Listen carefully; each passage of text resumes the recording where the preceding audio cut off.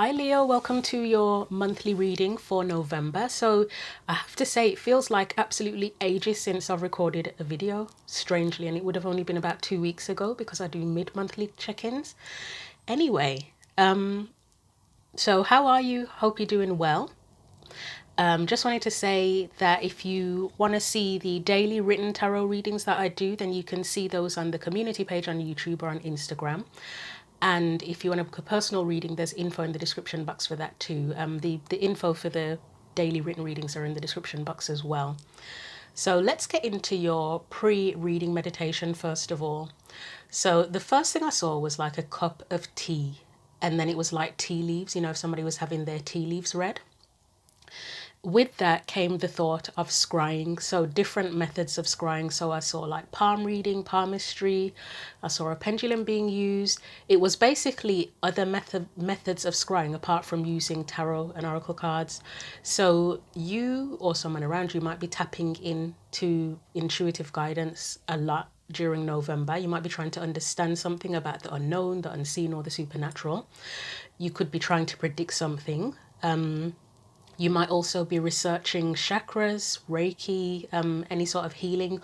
Or for someone, you could be going to an event that involves all of that soon. I know that there's a mind, body, and soul event happening in Birmingham. I think it's this month. I kind of want to go, but I don't know if I can go. But I'm pretty sure it's November. It's this month. So someone might be going to that. You may even be one of the people doing the providing a service there.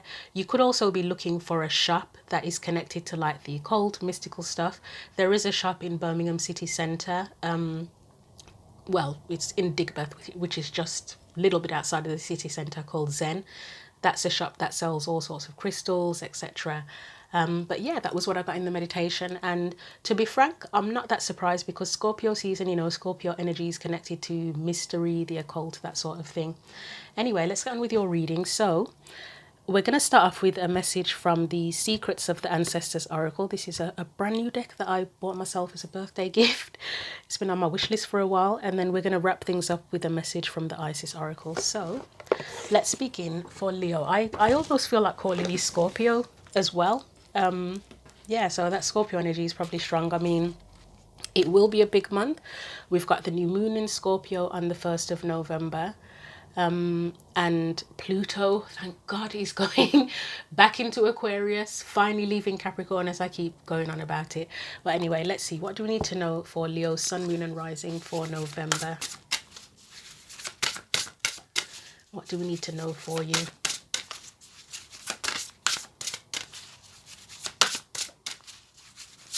Okay, I'm going to have to stop and clear my throat because my throat feels congested and I keep getting the words in my head, clear your throat, so bear with me. Okay, let's try again. I did actually have a hot drink before I started the reading, but my throat just feels, yeah, weird. Anyway, what do we need to know for Leo? Nearly called you Scorpio again. Leo, Sun, Moon and Rising, there you go. You have the Matriarch, Nurture, the Harvest, and that's a number 3. And number 3, okay, I'm going to guess this is the Empress, the equivalent of the Empress, but we'll see when I get the message out from the book. So I'll put that there if it's unblurred. Yep. And let's get your tarot cards out and then I will look at the message in the book for you. So what else do we need to know for Leo, Sun, Moon and Rising? So this is a brand new deck. I have used it, but obviously I'm not 100% familiar with it yet. So what else do we need to know for Leo, Sun, Moon? Okay. Right, so that's going to be your focal point.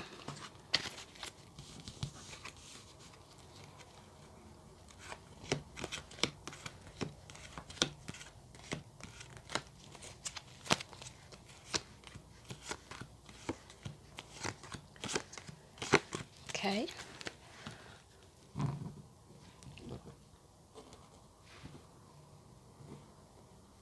I almost feel like I should pause while I'm neating the cards up, but oh well.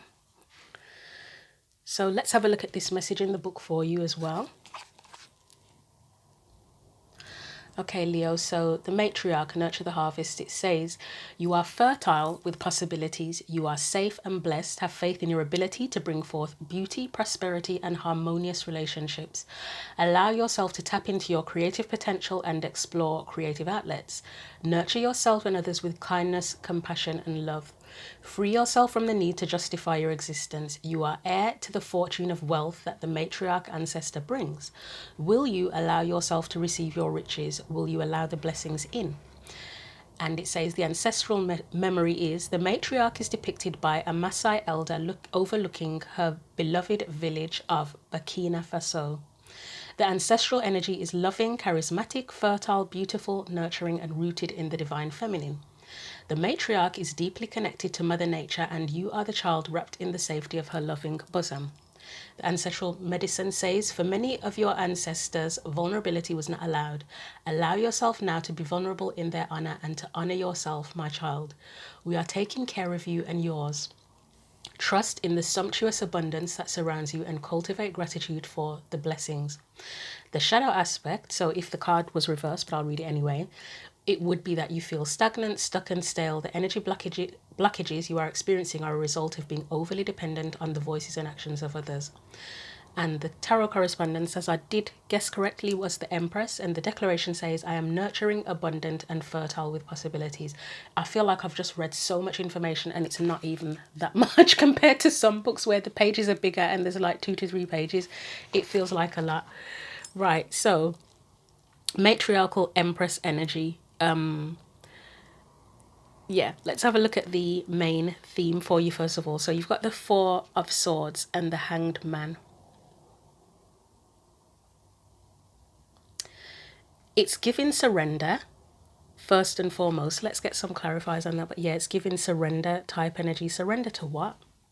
I mean, with the Queen of Cups there, the first thing that came to mind was intuition. And obviously I did say in the pre-reading meditation spoke of scrying. So maybe there's something about surrendering to your intuition here in whatever it is that you want to nurture, that you want to bring to fruition. Let's get some more info. So for the Four of Swords and the Hanged Man,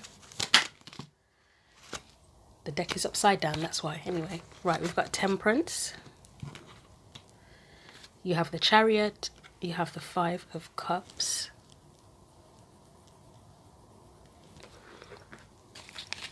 I am getting with that surrender, especially because it said surrender, that energy of flow with Temperance and the Chariot, but you've got the Five of Cups there in the middle. So are you kind of fearing disappointment? Look, the High Priestess is there. That would be intuition. The Hanged Man again, surrender. It really does feel like it's saying something about surrendering to your intuition, but that Five of Cups there.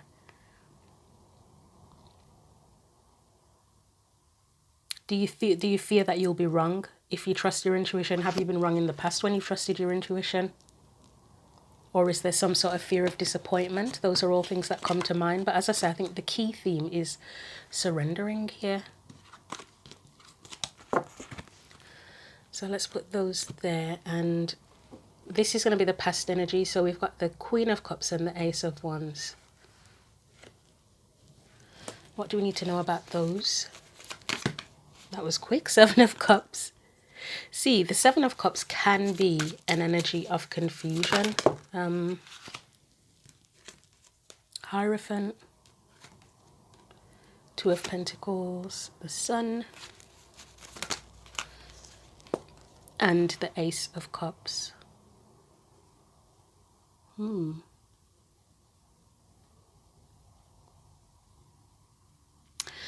that Hierophant came out like that, I know it's in reverse, but I got this feeling of someone's learned their lesson. So I would say with this energy being the past, the Queen of Cups and Ace of Wands, I kind of feel like there's no reason for you to doubt your intuition or your gut feelings, because I almost feel like in the past you've learned the lessons around trusting your own intuition and not sort of seeking external validation and expecting others to make decisions. Like, you may have done that in the past. You may have allowed others to make your decisions for you in the past or to influence your decisions heavily. But it's almost like, no, you've overcome that and you've learned to become a lot clearer on what you want to do. and what your guiding light is, as weird as that may sound. You know, trust what you feel, what you see as the truth. You know, it's like your ability to be illuminated yourself. And that comes from whatever it is that you feel. You trust what you feel, and you trust what your spark is as well, what inspires you. So I think you've learned that already. So why, I mean, as I've said previously, whatever lessons that we go through and experience in life, it's not like a do it once and it's done. We get refreshers, don't we? Refresher courses. And even when we speak of the term fearless, it's not that you, I don't think anybody could ever learn to have zero fear. I think that would be unnatural. It's that you learn to kind of accept the fear and do what you want to do anyway, or do what needs to be done anyway. So you kind of, it's just having more courage and confidence, isn't it? It's not losing the fear completely. It's just you kind of trust yourself more. So let's look at this challenge. So we've got the challenge as the 2 of Cups and the 5 of Wands. What do we need to know about that? We've got the Magician here.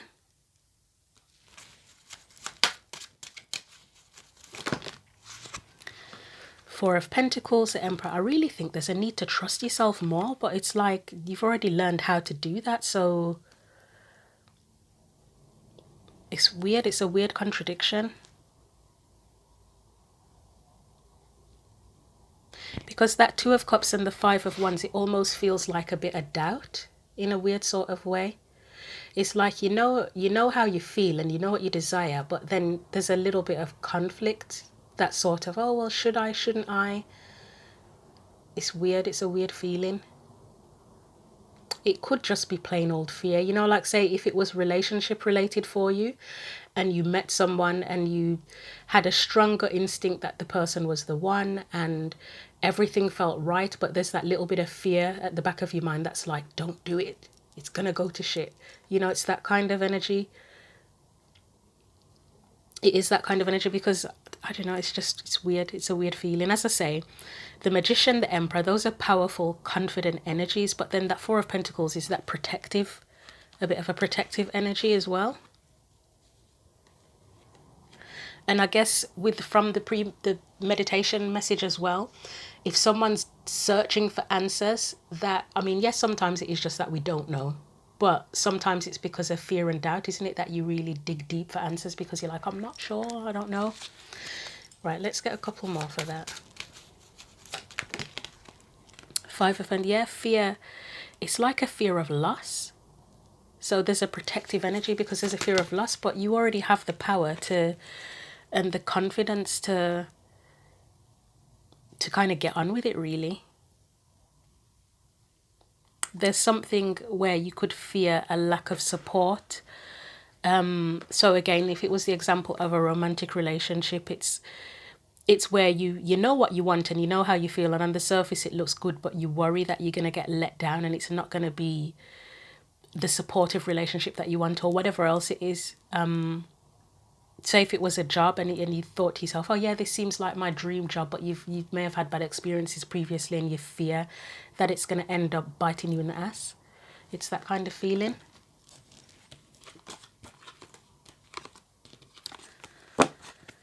Let's look at the external influences. So with the Fool and the Knight of Swords, there's an energy here that it's making you feel like you really want this. That's, to me, is what the Fool is as an external energy.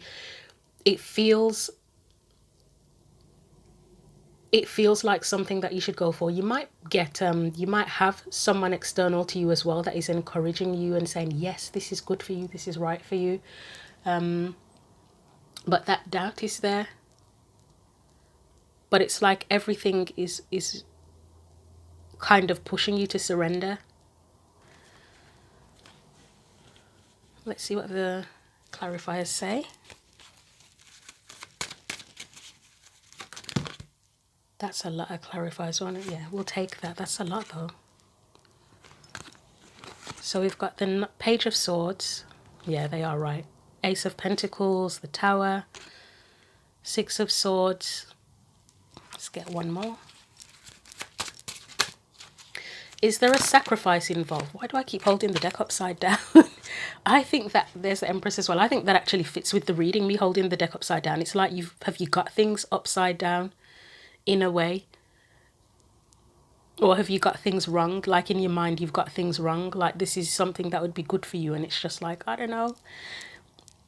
So again, Page of Swords, Ace of Pentacles. It's like the push that, yeah, this is something that would be good for you. This is a great opportunity. But with the Tower,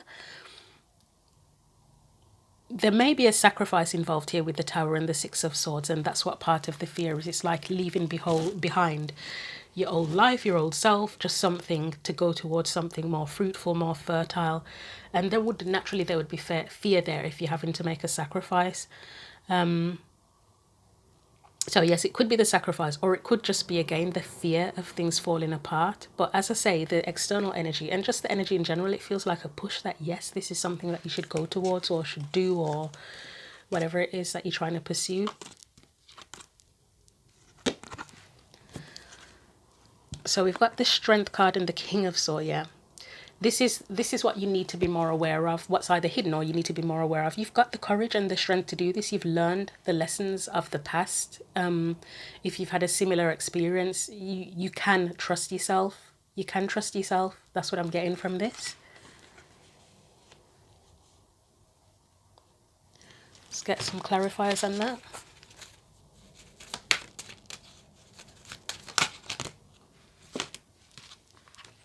So we've got the Wheel of Fortune. Things have changed. Things have definitely changed. Yeah, Ace of Swords. Page of Pentacles, Judgment. I'm hearing you've moved on. So whatever would have held you back in the past, or whatever doubts there were in the past, you've moved on. It's like, I don't know how to explain it. It's like you've outgrown yourself, but you don't realize it. I don't know how else. I'm almost getting an image, or I am getting an image of, you know, like if you'd outgrown a pair of shoes by one size, but you're still wearing the old pair of shoes, and it's like, this is ridiculous. This doesn't fit you anymore. It's too tight. And that's the kind of vibe I'm getting. Things have changed. You've moved on. You've learned lessons. You've become clearer. But it's almost like you're still in this Page of Pentacles energy, like, oh, I don't know. I'm not sure. I don't know enough. I don't have enough. I'm inexperienced. It's almost like you're looking as if there will always be more to learn, but it's almost like you're ready anyway. You're ready now. There's nothing more that you need to go forward other than what you already have now. Yes, you will learn more along the way, but you have enough now. And I guess it's just up to you to make the big decision if you're going to go forward with it. Again, it could be something relationship related to someone, but again, with that Two of Cups, it feels more like you know how you feel and you know what you want, and there's just that fear or whatever it is holding you back a little bit. Well, not a little bit, but holding you back. But you can trust yourself, and you should trust yourself as well. So potential future energies, we've got the Six of Swords, Six of Wands, which look good to me. They look good. It looks like, yes, you can see in that Six of Swords, she looks, do I want to say scared? I don't know, maybe a bit relieved. It's like, you know, when you escape something and you've still got a bit of adrenaline pumping, but you're relieved as well. It's moving forward, it's moving on, and it's moving towards success with that Six of Wands as well. So it's promising. What else do we need to know here? Moving on, the world, new chapter. Obviously, I mean, the moon's there. There's a full moon in there as well. You're not going to, and there's a full moon in there as well. Well, I think it's a moon. Is it a moon? It might not be full actually, but it looks like there's a moon in there. You're not going to know exactly how things are going to turn out, but with that King of Swords and the Strength card there, you can do it anyway. You'll make it work. See the fear again, fear of disappointment, Four of Cups, but you've got a Ten of Cups there.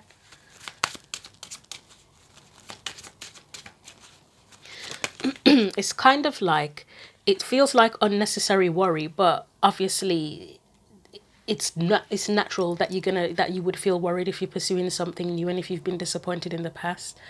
but it's kind of a waste of energy, isn't it? The worrying is a bit of a waste of energy. Yeah, with that Two of Wands, it feels like, so as I say, future energies, moving forward, moving on towards success.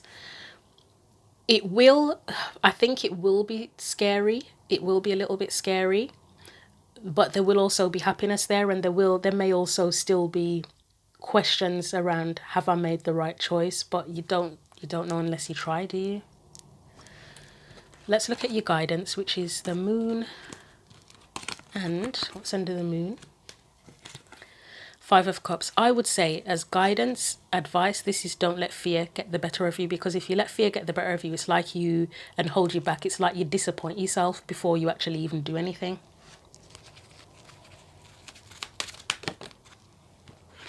So we've got the Six of Wands again. Don't let the fear hold you back from success. Risk. Seven of Swords here. It feels like a risk. It's a risk that you're going to have to take. Queen of this. So this Queen of Pentacles, it spoke of Mother Nature. And I know the Queen of Cups is like a very nurturing energy as well. But when we speak of Mother Nature, aside from the Empress, that matriarchal energy, you would, well, I personally would think of the Queen of Pentacles as well. And it's sort of, I think the matriarch energy here is sort of telling you that you can nurture yourself through this, through the decision, through doing what you need to do, even if it's scary, you can nurture yourself through this. You've got the Nine of Swords there. You would need to nurture yourself through anxiety and through fear, wouldn't you? To be able to do it, to be fearless, you would need to nurture yourself.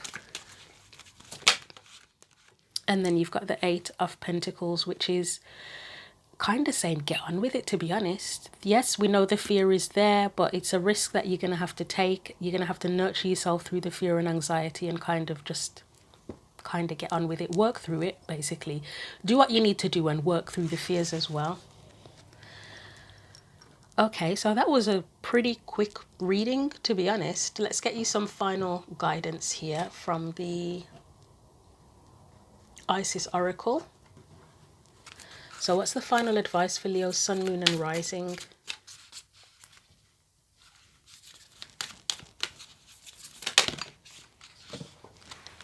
All right, so we have, this is the pocket edition of this deck, by the way. I think it was going to be the main deck when I bought it? I can't even remember, but I think I'm going to get the main deck at some point.